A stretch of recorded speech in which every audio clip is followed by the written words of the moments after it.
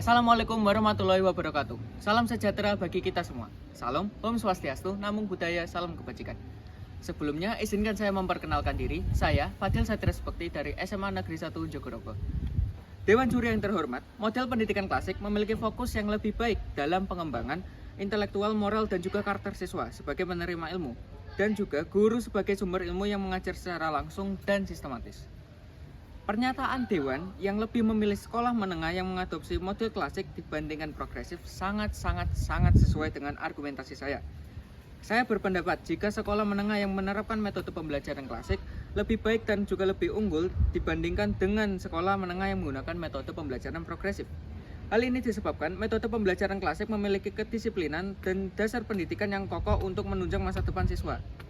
Ada beberapa alasan mengapa pendidikan klasik dinilai lebih dibandingkan pendidikan progresif. Pertama, pendidikan klasik memiliki pengetahuan yang kokoh atau kuat dan juga sistematis. Sebab, pendidikan klasik sangat menekankan dasar pondasi ilmu pengetahuan yang sudah terbukti sejak dulu dan sudah diwariskan secara turun-temurun. Dengan pendidikan yang sudah terbukti, hasilnya sejak dulu, siswa yang menggunakan pendidikan klasik dapat meningkatkan dasar dari setiap cabang ilmu pengetahuan, seperti matematika, kimia, sejarah, dan juga lain-lain.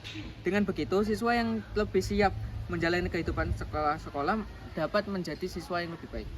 Penguatan pendidikan dasar dapat meningkatkan kompetensi siswa dengan lebih merata dan juga lebih kokoh. Kedua, pendidikan klasik meningkatkan kedisiplinan dari siswa dengan lebih kuat daripada pendidikan progresif. Hal ini dikarenakan pendidikan klasik yang cenderung lebih menekan dan memiliki struktur pembelajaran yang lebih jelas dan kokoh. Alasan lain adalah pendidikan klasik memiliki banyak mapel yang harus dikuasai oleh siswa.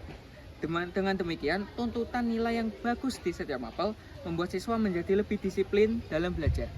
Selain itu, metode ini mengajarkan siswa untuk fokus, tekun, dan juga menghadapi proses belajar dengan lebih menghargainya. Ketiga, pendidikan klasik seperti yang saya katakan sebelumnya lebih jelas tujuannya. Tujuan dari pendidikan klasik lebih jelas dan sempit agar siswa lebih konsisten dalam meningkatkan kualitas pendidikannya dari waktu ke waktu. Selain itu, manajemen waktu dan pemeliharaan nilai-nilai serta pengetahuan dari masa lampau juga diutamakan. Keempat, pendidikan klasik meningkatkan kemampuan berpikir menjadi lebih logis dan juga lebih kritis. Nah, hal ini menjadi salah satu pembeda dengan pendidikan progresif. Siswa yang memahami hubungan antara satu konsep dengan yang lain dengan dasar-dasar yang terkokoh. Siswa juga dilatih dalam menganalisis permasalahan menjadi lebih kecil dan lebih dirasionalisasikan. Selain itu, metode ini juga mengajarkan atau lebih tepatnya menanamkan kebiasaan mengkaji, membandingkan, dan juga mengevaluasi informasi secara kritis. Proses-proses pembelajaran seperti tadi meningkatkan kemampuan berpikir siswa menjadi lebih reflektif dan memilih yang lebih argumentasi yang kuat. Terakhir, pendidikan klasik telah berlangsung selama lebih dari 2000 tahun dan tetap relevan dalam mengembangkan potensi penuh manusia. Pendidikan klasik juga mengedepankan humanitas yang menekankan intelektual, estetika, dan juga etika manusia, sehingga hal ini membentuk karakter siswa menjadi lebih baik. Selain itu, pendidikan klasik memiliki anugerah umum sebagai aspek-aspek universal dan menjadi ketahanannya. Hal-hal seperti penghormatan terhadap tradisi, refleksi kritis, dan juga semangat reformasi diri menjadikan pendidikan klasik menjadi model pendidikan yang terbaik.